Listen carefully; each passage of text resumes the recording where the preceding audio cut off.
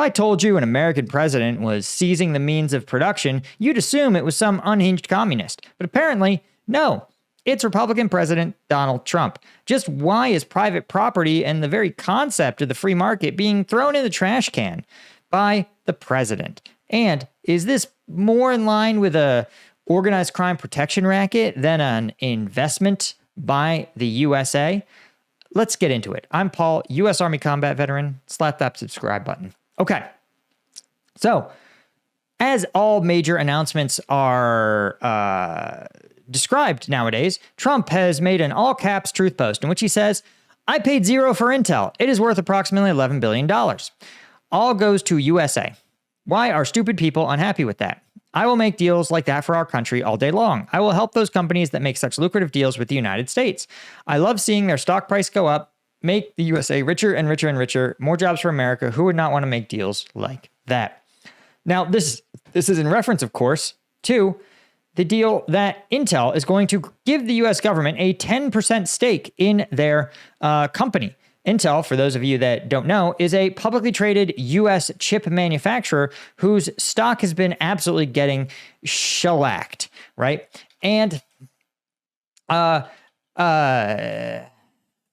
the U.S. government has apparently decided to take a stake in it. But the details get even more murky as we learn more about it. And there's a lot of really fundamental problems with this. Okay, so let's start here. The U.S. government owns a chip manufacturer, or 10% of it. So not a controlling share. And ostensibly, President Trump says, listen, Intel makes chips, and chips are essential to the future U.S. national security. Sure, I'm open to that. But and this is something that even the Biden administration agreed with. Biden said, listen, I'm going to give you, Intel, a bunch of incentives, subsidies, where if you build your chip manufacturing plants here in the United States, the U.S. taxpayer will subsidize a little bit of it to make sure that you can still manufacture chips competitively with places like Taiwan and China, where labor is much cheaper. So Intel was like, great, this will be a help for us. And Intel's kind of needed it because their share price has been absolutely getting kicked in the teeth.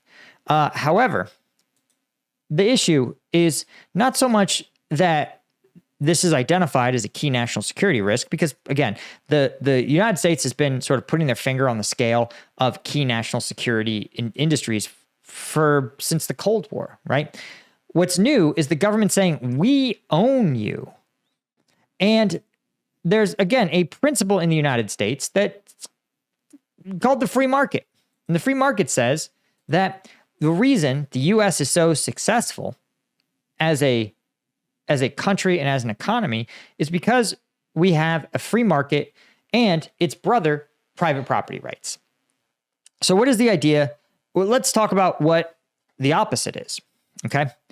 In the Soviet Union, for example, they didn't have private property rights. You might own things. You might be allowed to own things like a family heirloom or like tchotchkes or your individual clothes, but anything that could have had economic value of substance that could be resold for any value was the state's. So you didn't own your house. You actually leased it from the government for 99 years, and you paid your landlord, which was the government. And this meant that essentially there was no incentive to care for private property because you never really owned it. The other more troubling thing that really hampered this is that when individuals would never want to accrue anything of real value because it could be taken by the government at any time. And this is true even in places like China. And so I think one of the takeaways here that nobody's really talking about is that the government isn't just like, you can't conjure shares of a company out of thin air. Someone owns Intel. Intel is a publicly traded corporation. And when you look at who owns, right, some people, you could see, here's all the shares. This is before the government took their stake. And you could see that institutions hold most of the shares of Intel Corporation. There's 0.08% of shares held by insiders. So who owned Intel where places like BlackRock and Vanguard and State Street and Geode Capital Management and PrimeCap and banks, and all of these, though, are investor collectives. These are shareholders, right? So BlackRock and Vanguard, for example, are mutual funds or ETFs or other kind of wealth management agencies where a person, and in some cases, a group of people. So it could be like, like it could be Mark Zuckerberg's money. It could also be a teacher's pension fund managed by Vanguard Group or managed by BlackRock or one of these other entities, right? And you can see top mutual fund holders. You can also see, again, index fund, index fund, index fund, index fund, index fund, index funds. And if you're invested in index funds, Intel, you owned this. You owned some shares of Intel. It was your property. You have a claim on every chip, every facility, everything that Intel does was yours. And this is where the problem comes in. That share of Intel was your private property. And so what happens when the government comes in and says, we want to take a stake, we want 10% of your company, and we don't want to pay for it? Well, where do you get it? Where's that 10% coming from? We just saw there, it's not coming from insiders. It's the government who is saying, we are taking that property. Now, this isn't unprecedented, right? We talked about the fact that in the case of court proceedings, sometimes the proceeds from a drug trafficking business will get seized by the court and auctioned off and paid into the U.S. government. But that's done with a court order. Eminent domain is the same way. It's done with a court order. A court says, listen, for the collective good of the city, we've deemed this shitty football stadium to be so important that we're going to seize your house and pay you out for it and force you to sell it. But that's also something that can be contested in court. But the problem is, when did we, as Intel shareholders, again, if you have a 401k that has any of those S&P 500 ETFs, you got some of your shares taken from this. Well, when do we get to say that maybe we don't want to give up our Intel shares? Maybe that's our private property, our investment, our retirement fund, right? And the more troubling part is that even Intel says, well, this had a sort of organized crime vibe to it. You see, the government's equity stake, according to Intel, will be funded by the remaining $5.7 billion in grants previously awarded but not yet paid, and $3.2 billion awarded to the company as part of the Secure Enclave program. So, well, is that how purchasing things works? Like someone hands you money, in fact, a grant. Imagine if you went to university and someone said, hey, here's a grant to help you pay your tuition. And then they turned around and they said, hey, you know that grant I gave you 2 years ago? Surprise. Actually, we need to possess your car. You're going to give us your car as that we paid for with those grants. And you go, that's not how any of this works. You don't give me money and then I find out what you purchased later. That's not how private property works. That's how stealing works, right? And so Intel is literally putting out there, you gave us grants and now you're demanding these shares. And what's even more troubling is that Intel, right? Here's a quote from the president. This is clearly a coercion scheme because Trump said, quote, this is a reference to Intel CEO Lip-Bu Tan, he said, Lip-Bu Tan, they've agreed to it. And I think it's a great deal for them, Trump told reporters. He walked in wanting to keep his job and he ended up giving us $10 billion for the United States. So literally, Trump describes an organized crime style shakedown. He said, it'd be a shame if you got fired, but I can stop you from being fired if you give us $10 billion in shares. Now, again, the law says that those were grants. CHIPS Act, passed by Congress, bipartisan. Those were free money to Intel. There was no expectation of Intel gifting the president shares. And so Intel probably, remember, a publicly traded company has an obligation to shareholders. It is illegal to run the company in a way that doesn't maximize shareholder value, right? Now, CEOs get broad swaths to make those kind of decisions, right? Should you invest long-term or short-term? Should you pivot in this direction or that direction? It takes a lot. But when someone comes down and demands that you give up part of the company in exchange for nothing, that you give away the company, that is a clear violation of duty to shareholders. Now, here's what he'll have to argue.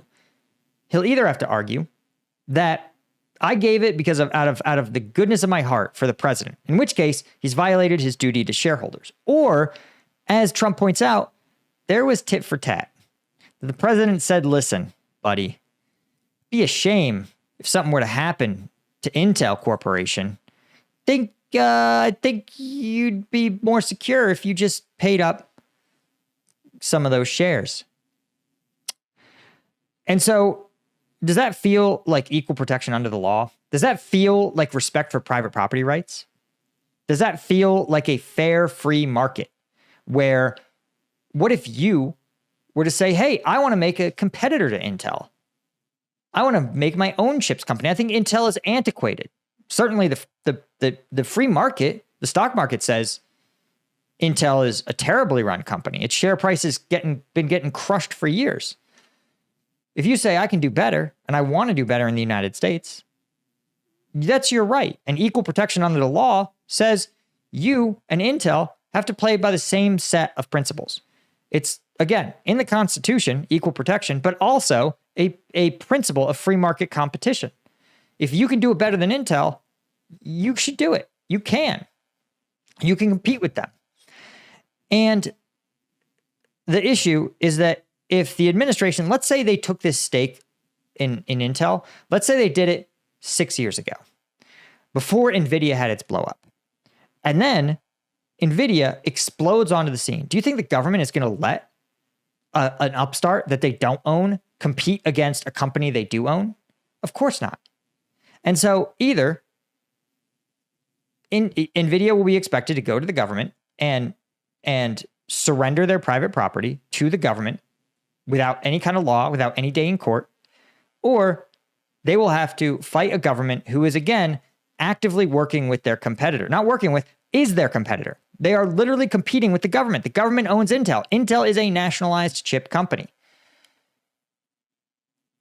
And the troubling thing is that this is not a one-off national security issue. This is something where the head of Trump's National Economic Council says, we're going to do more of it. We're going to force more companies to turn over their privately held assets to us because it's a sovereign wealth fund. Do you think he's going to do that to other companies? Right? Again, acknowledging I forced Intel to turn over those shares to me is absolutely insane. And the fact that these kind of smug assholes are like, well, we're going to keep doing it. We're going to keep coercing. We're going to keep removing the free market competition. We're going to pick our favorite companies. We're going to make sure that they win. And we're going to force shareholders, average Americans who hold these shares, we're going to force them to turn over what's theirs. And this is not the American way of doing things. This is not in a line with the concept of individual liberty and freedom. And countries that engage in this tend to do disastrously. Again, this is something that the Soviet Union, pre-2000 China, would have been business as usual. But those countries were unbelievably impoverished, unbelievably ineffective, and unbelievably uncompetitive on the global stage. If you guys want to support the channel and get access to exclusive uncensored combat footage and YouTube videos that I would never be able to show on this platform, you want to become a member of combatvetnews.com. Just yesterday, we took a look at the propaganda combat footage released by North Korea showing the details of their operations inside Kursk. Plus, a huge thank you to our Colonel tier members over there, like James J, 21 Yanko, Georgia, Chris Gorsuch, Paul Templeton, Cytronic, Steve Moran, TR Need, Alan Liston, CM Holmes, and all of our Lieutenant tier members. And of course, you can always hit that subscribe button. That is free. Cheers. See ya.